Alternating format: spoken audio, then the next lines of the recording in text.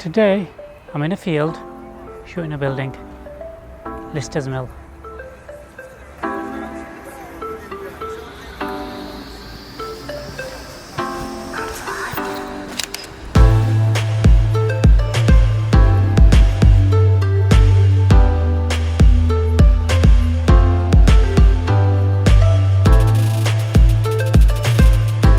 The thing I'm doing today is a long exposure with a Nisi 10 stop filter, and we're going to be shooting some cloud movement against the iconic, most beautiful Lister Mill.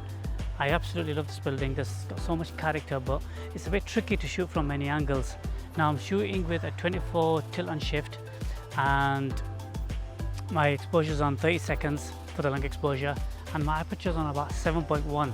I don't really want to increase too much of my shutter time because the cloud movement is good, but I don't want it to drag too much. We've got enough intensity and drama going on, and it looks beautiful.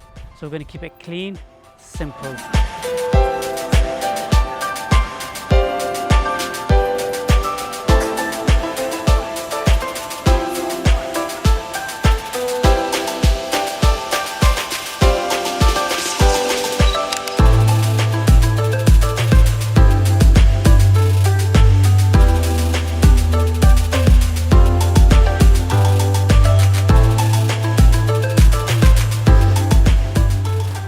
So I know I said I'm not gonna, but I'm gonna shoot one long exposure. So my base setting now is on ISO 100, f8 and on bulb mode. So I'm gonna go for about 2 minutes to 2.5. Let's see what we can do. My other shots were at ISO 200, f11, 30 seconds.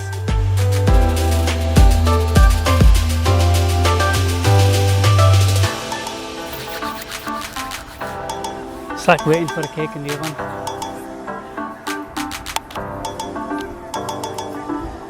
Beautiful. I do like that. One more. Same sex, same again. Clouds are coming in more, so another 2 minutes will be okay. Yes.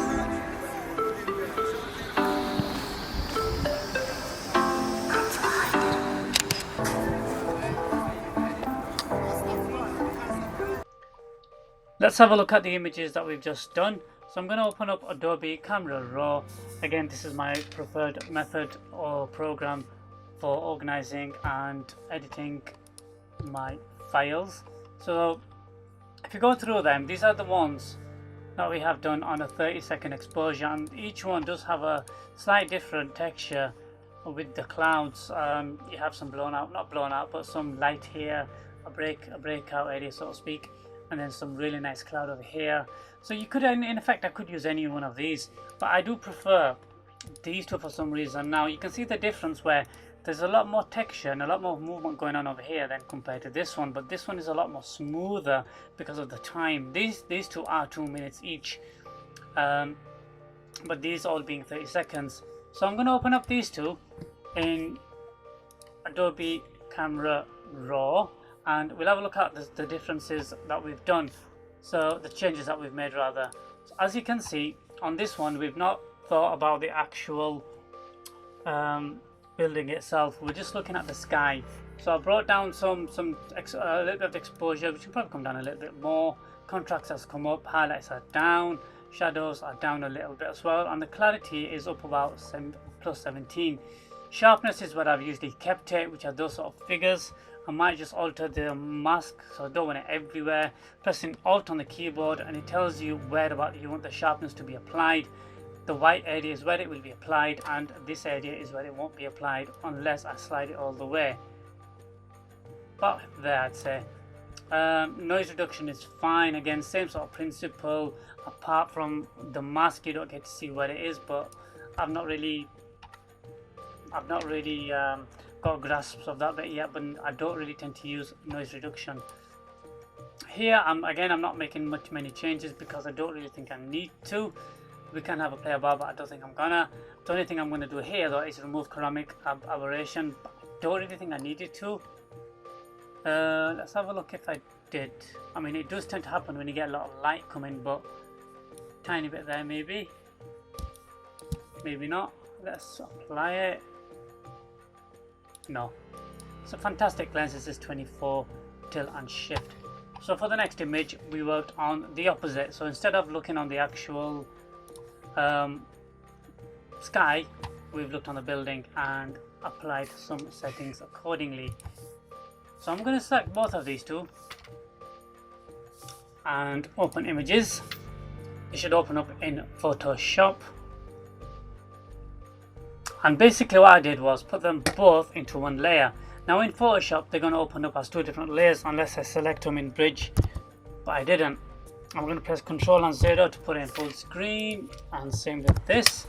And then it doesn't matter which way around you basically drag them over, but one thing to know, if I just click and drag and then place it anywhere, it'll just go anywhere, and then it's like, oh, lining it up, which is not a hard thing to do. But an easier way is if you just simply press the Shift key and click and drag, let it go anywhere, it will fall exactly where it should or where it is. Okay, we'll close that one. So here we now have the two images. I'm just going to close this. This is the selective tool by Nick Software by Google. Okay, so there we are. Here's my image. I'm going to just take the logo off for now. There are some changes which I've made here. The original image was looking something along these lines, and I wasn't too keen on it because it just looked a bit too harsh and too sharp and too clear. This was because the clarity was actually notched up a little bit in Camera Raw. There you are. So I made this layer here. You'll see if you look here and look here, I'll switch it on and off. It's been tidied up. So we've taken the signs out, we've taken this bit of debris out that people tend to think they can throw anywhere. Sign over here, a fence over here, and the lamppost. Voila. It was easy because it's all similar kind of structure, so it's not too difficult. But you can see again, it's just not really what I wanted. I get a little bit of dodge and burn on this area as well. There you are. But I'm not too keen. So what I've decided to do is notch the clarity down a little bit and bring in this so it just softens it up a little bit more. I copied the mask from the one here by clicking the Alt key and dragging it up, and that then just applies it wherever you want it to go. And then I just brushed in these areas back in, because just by putting that layer there, it just does that, you see. And I wasn't going to do the Photoshop work again, so apply that, brushed in what I wanted to keep, and then take out what I wanted to take out. I quite like it there, and I think I'm quite happy with that image. So the logo placement is just over here, which is just a PSD file which I've got saved on my hard drive. It just opens up in two different colors, and this is the white one, as you can see. Yeah, I like that one. I'm going to save that for the web. Landscape, image size landscape. This will scale it down to, let's have a quick look, I can't remember. Image size, so it scales it down to 72 dpi, 1920 by 1280, perfect for the web, and it retains quite a lot. Sometimes that happens to the logo, not a big deal. I'll just take off the effects which are on there, which is an extra stroke, just to tidy it up. There we are. Well, I might leave that back on actually. Control Alt and Shift once it's this small. S brings it back up here if there's any changes you need to make. Make sure everything's set on high, which is what I tend to have. Save. And for me, we're going to save it in another folder called Web, which is what I'm going to do here. Web, keep it fine, and save. Done. When I want to use it for the website, I basically unclick that, Control Alt Shift again and S, all at the same time, and I will choose the website folder, which is the site folder, website, which is that one. The PSD goes in this one, and the high resolution for this video goes into this one. And that's that done. If you like this video, guys, please remember to subscribe, give me a thumbs up, and leave some comments below. It's all practice and learning and perseverance. Until next time, guys, all the best. See ya.